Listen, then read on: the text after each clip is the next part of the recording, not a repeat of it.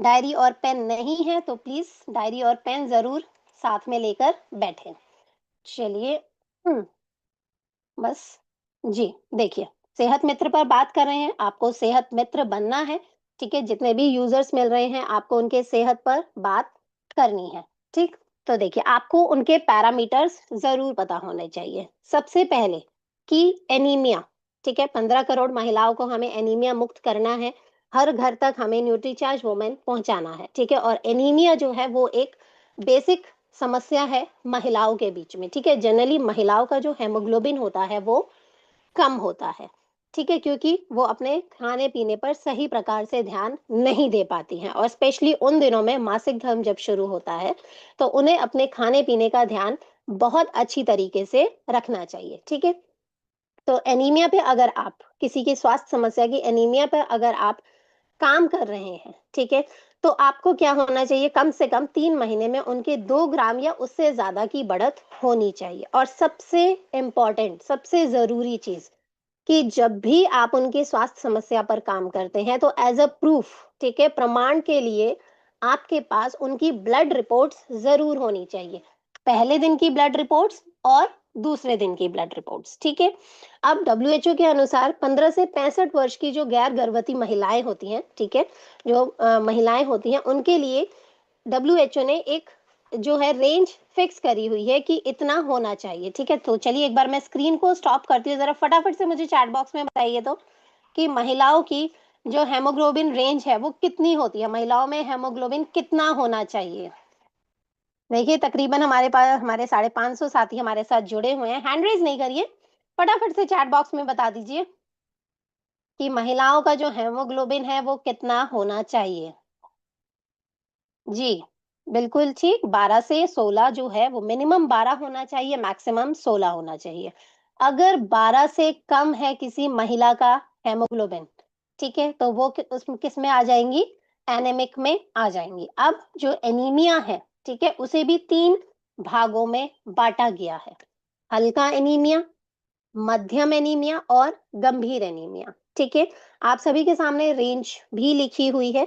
सामान्य हेमोग्लोबिन यानी कि 11.9 ग्राम प्रति डेसीलीटर से अगर अधिक है तो वो सामान्य है। ठीक है, अगर 11 से 11.9 ग्राम के बीच में है तो वो हल्का एनीमिया कहलाएगा। अगर 8 से 10.9 ग्राम प्रति डेसीलीटर के बीच में है तो ये मध्यम एनीमिया कहलाता है। और जिनका 8 ग्राम से भी कम है हेमोग्लोबिन, वो तो गंभीर एनीमिया की श्रेणी में आते हैं। तो ये जो बेसिक रेंज है ना, ये आप सभी को जरूर पता होनी चाहिए। इसके बाद हम बात करें तो है डायबिटीज।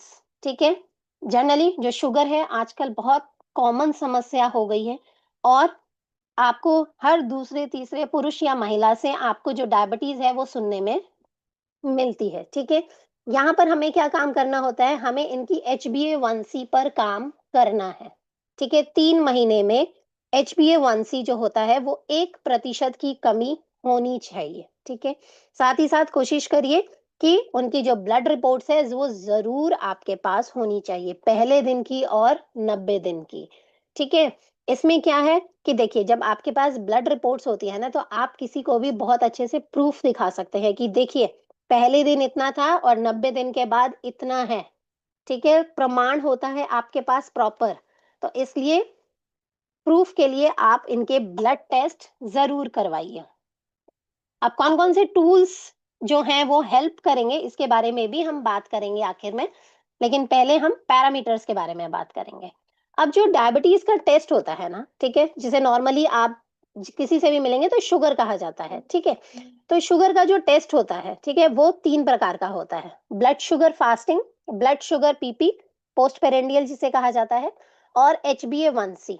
ठीक है, तो देखिए, ब्लड शुगर फास्टिंग नाम से आपको पता चल रहा है कि जो ब्लड शुगर का टेस्ट हमारा क्या होता है, खाली पेट करवाया जाता है। 10 से 12 घंटे की फास्टिंग के बाद जो हम खाली पेट जो है वो टेस्ट करवाते हैं। ठीक, ब्लड शुगर पोस्ट पेरेंडियल यानी कि खाना खाने के 2 घंटे बाद आप दिन में कभी भी ये टेस्ट करवाएंगे तो ये कहलाएगा आपका ब्लड शुगर पोस्ट पेरेंडियल, या सिंपल शॉर्टकट में पीपी बोला जाता है। ठीक है, और HbA1c, HbA1c क्या है, 3 महीने का औसत ब्लड शुगर। ऑल्दो जैसे कि मैंने आपको शुरुआत में ही बोला, ये जितनी भी मैं आपको पैरामीटर्स बता रही हूँ, ये सभी ब्लड रिपोर्ट्स में होती हैं, पर आपको पढ़नी आनी चाहिए और बेसिक भी आपको पता होना चाहिए, जिससे कि आप सामने वाले यूजर के एक मित्र बनकर उन्हें सही तरीके से समझा पाए कि देखिए आपका इतना बढ़ा हुआ है और आपको अब ज़रूरी है कि हम इसे सीड्स के माध्यम से ठीक करें। इसे आगे ना बढ़ने दें और इसे यहीं पर हम कंट्रोल कर लें, ठीक है? अब फटाफट से अगर हम रेंज देखें तो ब्लड शुगर फास्टिंग, ठीक है? अगर 70 मिलीग्राम पर डेसीलीटर से 100 मिलीग्राम पर डेसीलीटर के बीच में आता है, तो ये कहलाएगा सामान्य ब्लड शुगर, ठीक है?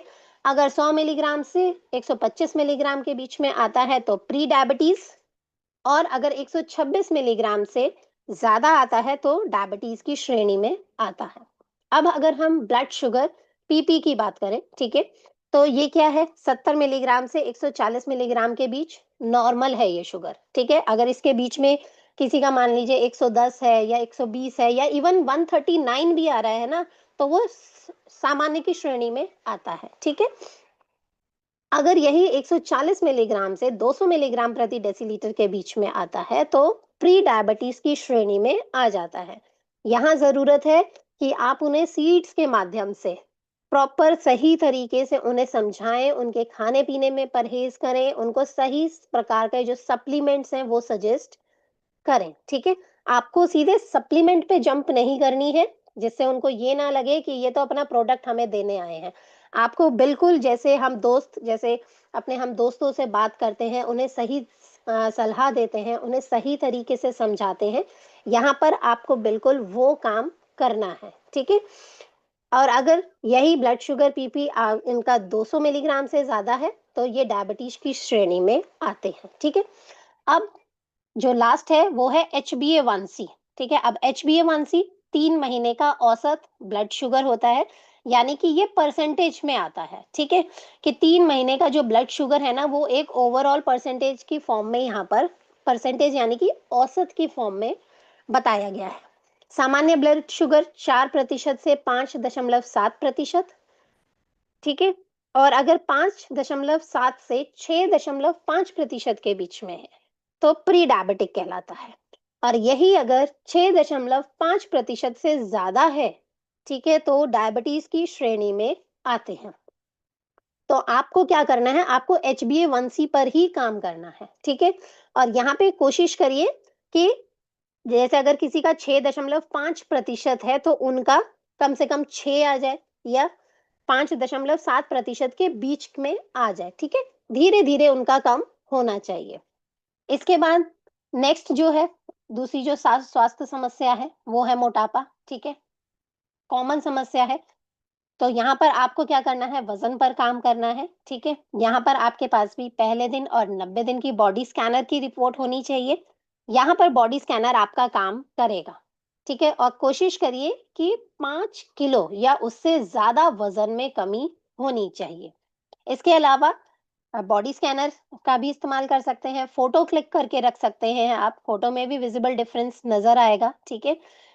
साथ ही साथ आप जो इंच टेप होता है ना, अगर बॉडी स्कैनर नहीं है तो आप इंच टेप का भी इस्तेमाल कर सकते हैं।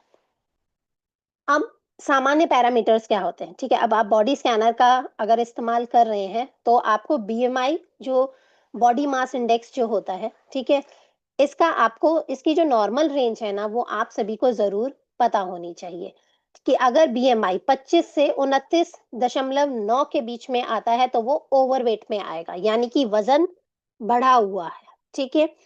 उसके बाद मोटापे को भी 3 श्रेणियों में डिवाइड किया गया है, क्लास 1, क्लास 2, क्लास 3, यानी कि हल्का मोटापा, मध्यम मोटापा और फिर गंभीर मोटापा, ठीक है। अगर BMI 30 से 34.9 के बीच में आता है तो हल्का मोटापा कहलाता है, ठीक है। 35 से 39.9 के बीच में आता है तो मध्यम मोटापा कहलाता है। और अगर 40 से ज्यादा है BMI तो ये गंभीर मोटापे की श्रेणी में आता है, ठीक है। दूसरा, आप अगर आप लोगों के पास बॉडी स्कैनर नहीं है, ठीक है, कोशिश करिए कि आप ऑनलाइन इसे मंगवा लीजिए और अगर अभी नहीं है तो आप जो इंच टेप है, ठीक है, जो घरों में इस्तेमाल होता है कपड़ा नापने के लिए, उस इंच टेप का भी इस्तेमाल कर सकते हैं और कमर का नाप ले सकते हैं।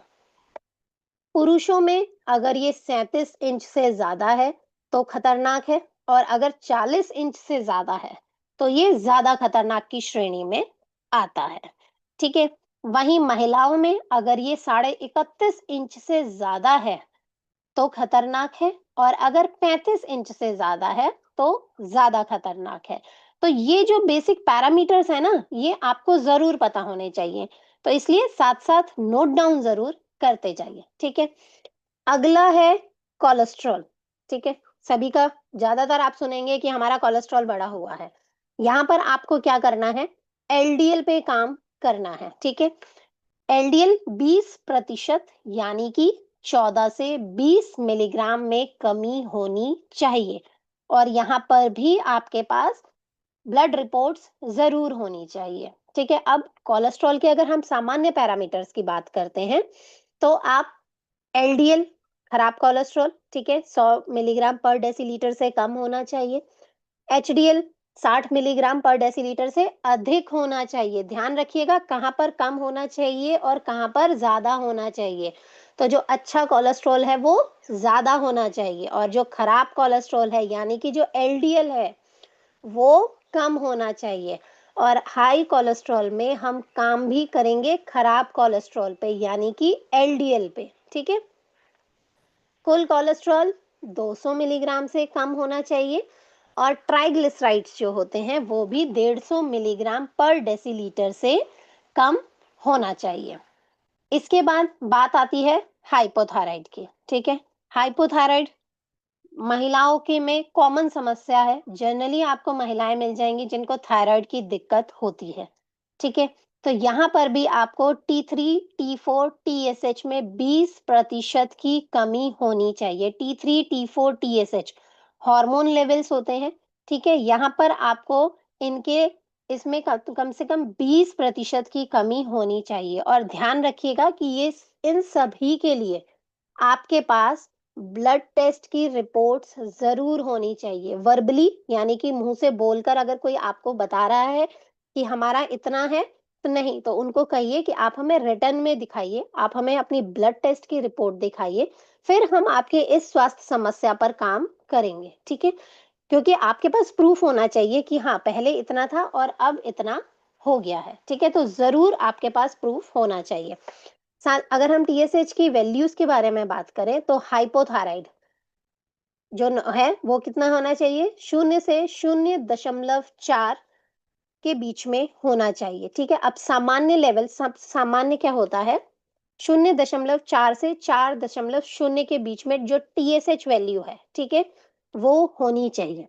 अगर 4 से 10 के बीच में है तो हल्का हाइपोथायराइडिज्म है, और अगर 10 से ज्यादा है तो आपको बहुत कम सक्रिय थायराइड है, यानी कि यहाँ पे जो ग्लैंड है वो सही तरीके से आपका काम नहीं कर रहा है। इसके अलावा आप जैसे कि आंखों के स्वास्थ्य पर भी बात कर सकते हैं, बालों के स्वास्थ्य पर भी काम कर सकते हैं। ठीक है। आंखों में 3 महीने में चश्मे के नंबर में कमी आनी चाहिए। यहाँ पर आपको ब्लड टेस्ट की जरूरत नहीं होगी, यहाँ पर आपको जरूरत होगी आंखों के टेस्ट की रिपोर्ट। और बालों के लिए आप फोटो क्लिक कर सकते हैं। ठीक है। और बालों में विजिबल डिफरेंस आपको नजर आना चाहिए। अगर कोई कंप्लेन कर रहा है, कोई शिकायत करता है कि बाल बहुत झड़ रहे हैं, बाल बहुत पतले हैं, घने नहीं है, तो उसके लिए आप उस टाइम पर फोटो क्लिक कर लीजिए, और फिर 3 महीने बाद उनकी दोबारा फोटो क्लिक कर लीजिए। ठीक है। तो वो विजिबल डिफरेंस जो है वो फोटो में नजर आना चाहिए। और इन सभी स्वास्थ्य समस्याओं के ऊपर आप काम कर सकते हैं किसकी मदद से, सीड्स के माध्यम से।